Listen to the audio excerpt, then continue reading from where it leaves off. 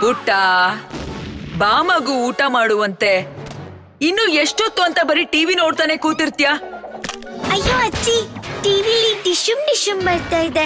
ನಾನು ಹೋಗಿ ಆಮೇಲೆ ತಿಂತೀನಿ. ಊಟ ಮಾಡೋ ಹೊತ್ತಲ್ಲಿ ಅದೆಲ್ಲ ನೋಡ್ಬಾರ್ದು ಕಂದ. ಬೆಳದಿಂಗಳ ಚಂದ್ರನ್ ಜೊತೆ ಊಟ ಮಾಡುವಂತೆ. ಬಾ ಈಗ. ಬೇಡ ಅಂದ್ರೆ ಅರ್ಥ ಆಗಲ್ವಾ ಅಜ್ಜಿ? ನಂಗ್ ಊಟ ಬೇಡ. ನಾನ್ ಡಿಶುಮ್ ನೋಡಿ ಆಮೇಲೆ ತಿಂತೀನಿ. ತಟ್ಟೆಲ್ ತಂದಿರೋ ಊಟನ ಯಾರಾದ್ರೂ ಬೇಡ ಅಂತಾರ? ಮೊದ್ಲು ಅದನ್ನ ಆಫ್ ಮಾಡು. ಬಾ ಇಲ್ಲಿ. ನಿನಗ್ ಬೇಜಾರಾಗೋ ಹಾಗಿದ್ರೆ ಒಂದ್ ಕತೆ ಹೇಳ್ತಾ ತಿನ್ನಿಸ್ತೀನಿ. ಕತೆ ಹೇಳ್ತೀಯ ಅಜ್ಜಿ? ಮತ್ತೆ ನನಗ್ ಮುಂಚೆ ಎಲ್ಲ ನೀನ್ ಯಾಕೆ ಯಾವತ್ತು ಕತೆನೇ ಹೇಳಿರ್ಲಿಲ್ಲ? ಏನ್ ಮಾಡ್ಲಿ ಕಂದ, ನಾನು ಊರಲ್ಲಿದ್ದೆ ಅಲ್ವಾ.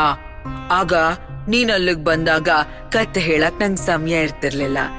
ಇಲ್ಲಿಗ್ ಬಂದ್ರೆ ಕತೆ ಕೇಳಕ್ ನಿನಗ್ ಸಮಯ ಇರ್ತಿರ್ಲಿಲ್ಲ.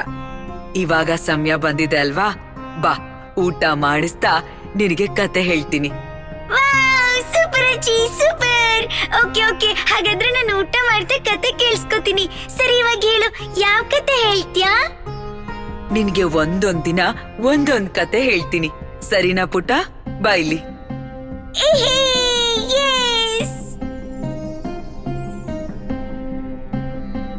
ಈ ರೀತಿ ನಾನು ನಮ್ಮ ಅಜ್ಜಿ ಹೇಳೋ ಕತೆಗಳನ್ನ ಕೇಳಿಸ್ಕೊಳ್ಳೋದಕ್ಕೆ ಶುರು ಮಾಡಿದ್ದು. ಹಲೋ, ಹಾಯ್, ಎಲ್ಲರಿಗೂ ನಮಸ್ಕಾರ. ನಾನ್ ನಿಮ್ಮ ಪ್ರಿಯಾಂಕಾ.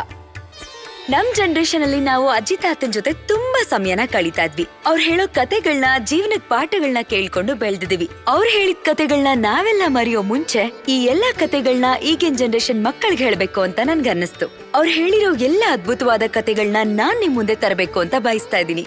ನನ್ನ ಈ ಪ್ರಯತ್ನಕ್ಕೆ ನೀವೆಲ್ಲರೂ ಸಪೋರ್ಟ್ ಮಾಡ್ತೀರಾ ಅಂತ ನಂಬಿದೀನಿ. So what are you waiting for? ಎಲ್ಲರೂ ಈಗ್ಲೇ ಪಟ ಅಂತ ಸಬ್ಸ್ಕ್ರೈಬ್ ಮಾಡಿ, ಹಾಗೆ ಬೆಲ್ ಬಟನ್ ಒತ್ತೋದನ್ನ ಮರಿಬೇಡಿ.